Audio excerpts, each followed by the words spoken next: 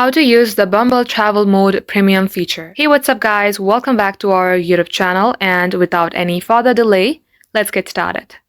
First thing first, launch your Bumble application from your device and then get logged into your Bumble account. Once you do so, tap onto your profile on your bottom left hand side and you'll see a gear icon on your top right hand side. Tap it.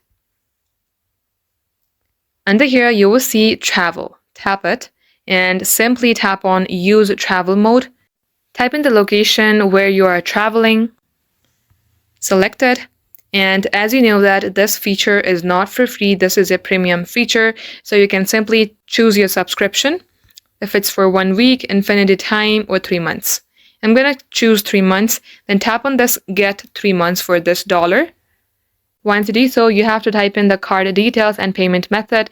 Once you have paid for it, you will be able to allow travel mode. Once you activate travel mode with Bumble Premium, you will be able to change your location to the city of your choice as many times as you would like. And just like so guys, this is how you can do it. Thank you all for watching. We will catch you up in our next upload.